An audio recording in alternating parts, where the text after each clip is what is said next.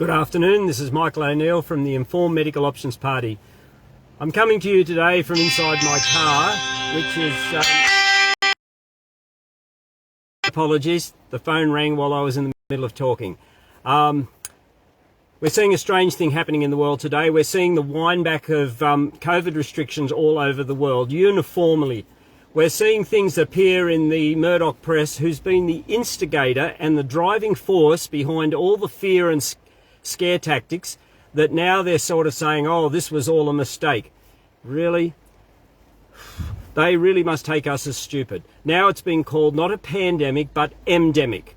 Endemic, big deal. What's it mean? A pandemic is supposed to be all over a big area, endemics in a small area. There is no change. This is their backward clause. So they're now starting to say, oh yes, well, it's not a pandemic anymore, it's just an endemic. So they somehow look for a good exit strategy. But listen, don't be fooled. Don't be fooled. They have set up in place things that have been an affront to freedom. There have been affront to our consciences. And let me talk about consciences.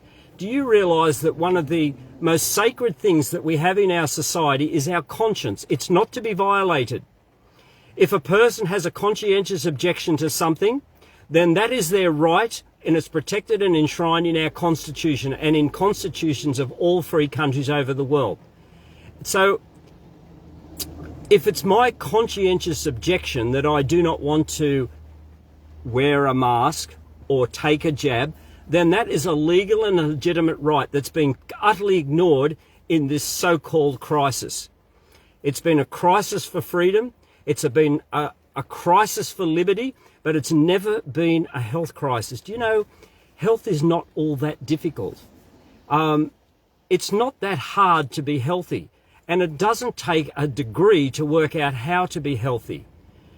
We just have to understand what makes this body work, what's good for it, what's bad for it, and just act accordingly, and in proportion to how healthy you want to be or how unhealthy you want to be. This is this is the situation. So our consciences have been violated. We now realise the press is telling us. We've seen Ben Fordham talk about it. We've seen others, reporters talking about it, and it's getting traction that in reality, in Australia, the deaths that could be actually attributed to COVID in the last 2 years are 83. 83. 83. That's right. Nothing. In the scheme of things, of more than 25 million people, 83. And for that, I would say there would be thousands of suicide. There would have been thousands and 10,000s of destroyed businesses. There would have been so much heartache and angst. There are thousands of people that went into their graves without their loved ones around. And we now know it was 83. We have to vote these people out.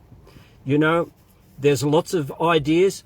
I believe that the solution is this, is that we have to get into this parliament and take them. We can't take it by force. They hold the guns and everything. It has to be done in a peaceful process, legitimately and lawfully by the current laws of this land. And that's what I plan to do. That's what I'm aiming to do. And that's what everybody in the Informed Medical Options Party and our CADCO members are trying to do, to get in there legally and lawfully and uphold our constitution and fight for your rights to say no and to live by your conscience. That your conscience is respected for what it is. It's your sacred God-given chart through life. Okay? Some people can sear their conscience and go and kill a person without compunction. They have no conscience. But if you have a conscience and your conscience tells you, I do not want to do this, and it harms no one else in the process, then that's your right to do it. It's your legal, legitimate and constitutional right. And we will fight for that. It's one of the most sacred and precious things that we have. So we had a wonderful time in Canberra. It's just over a week ago. I've still got my burnt lips there. I got a little bit of I got quite sunburnt down there on my lips. But all going well, I plan to come down to the Millions March this coming weekend in Canberra. I know it won't be as big as the other one, but still in all, I want to stand with my brothers and sisters who are down there, and they're saying we object to the current state of things.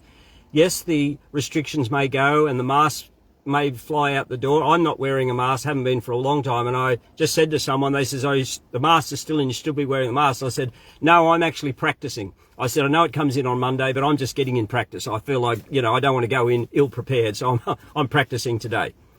Anyway, they even laughed at that, and we let it go. So, thank you all for listening. We're on your side at the Informed Medical Options Party. We understand the issues at stake, and we never want this to happen again. But don't think that we can have fluffy thoughts and it's not going to happen again. These people have set in motion an evil course that has to be stopped, however we can, and we aim to do it politically. We want to see rules in there and laws in there that this can never happen again. If we leave it to the major parties, Liberal, Labor, goodness me, we can't ever let these people in. These will be worse than ever, because you only got to look at McGowan and the Labor states in Australia and Dan Andrews and realise just how bad they will go. So we're on your side, we're fighting for you, and I thank you for listening, and I'll be back soon. Thank you.